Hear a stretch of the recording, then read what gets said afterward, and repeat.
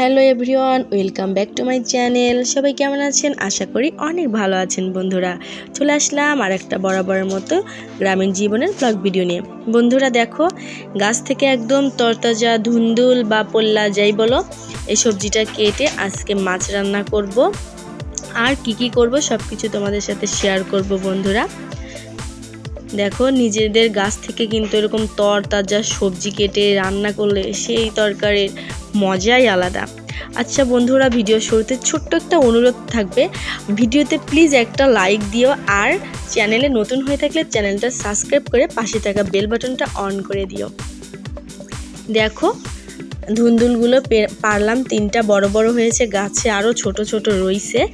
আর এইদিকে হচ্ছে আমাদের ঘরের পিছনে পুঁই শাক অনেক লাগানো হয়েছে, সেই পুঁই শাক তুলে কেটে নিলাম। আর আবহাওয়াটা দেখো, আজকের শ্রাবণ মাস। আমি দেখো ধুন্দুলগুলো কেটে নিয়েছি বন্ধুরা, আর কেটে নিয়েছি পেঁয়াজ, মরিচ, তারপরে বেটে নিয়েছি আদা, জিরে, এলাচ, এক পাশে রেখেছি সব কিছু ধুয়ে পরিষ্কার করে।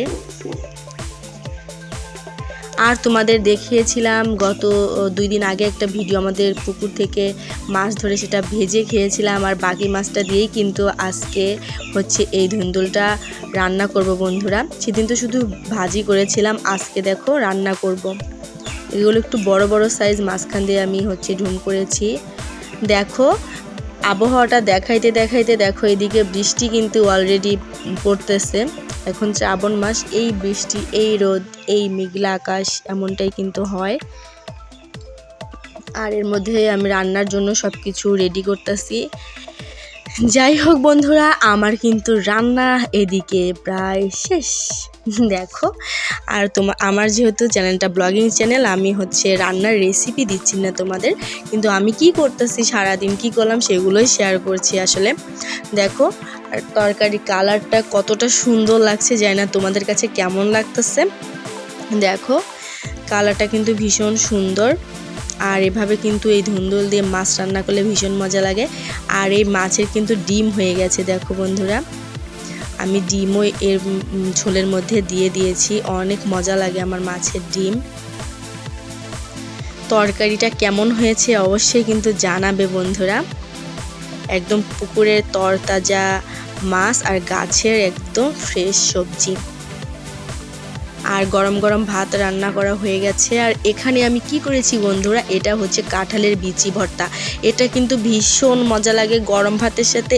এইটা 1 চামচ হলে আর কিন্তু কিচ্ছু লাগবে না, নিমিষে 1 প্লেট ভাত শেষ হয়ে যাবে। এই কাঁঠালের বিচি লোভনীয় করে ভর্তা করার জন্য রেসিপি কিন্তু আমার চ্যানেলে আপলোড করা আছে, চাইলে কিন্তু তোমরা দেখে আসতে পারো বন্ধুরা। দেখো, আমি হচ্ছে প্রথমে আগে ভর্তা নিয়ে নিলাম, কারণ এইটা কাঁঠালের বিচি ভর্তাটা অনেক মজা লাগে। যারা খেয়েছে তারা তো অলরেডি জানে এর টেস্ট, আর যারা খায়নি অবশ্যই মিস করে গেছেন, একবার হলেও বাসায় কিন্তু করতে পারেন। আমি একদম সহজ পদ্ধতিতে এই ভর্তা রেসিপিটা করে দেখিয়েছি, চাইলে আমার চ্যানেলে দেখে আসতে পারেন। দেখো বন্ধুরা, আমি প্রথমে ভর্তাই নিয়ে নিব, তারপরে মাছ খাবো। তবে মাছের তরকারিটাও কিন্তু অনেক মজা হয়েছে, দেখেই বুঝতে পারছো বন্ধুরা। তো আমি আজকে খেতে খেতেই বিদায় নিব বন্ধুরা। যাবার আগে আরেকটা কথা বলে যে, আমার চ্যানেল নতুন হয়ে থাকলে প্লিজ চ্যানেলটা সাবস্ক্রাইব করতে ভুলবে না, আর একটা কমেন্ট করে মূল্যবান মন্তব্য জানাবে। আর অনেক বেশি ভালো লাগলে বন্ধু বান্ধব আত্মীয় স্বজনদের কাছে শেয়ার করে দিও। আজকের মতো বিদায় নিচ্ছি, আল্লাহ হাফেজ।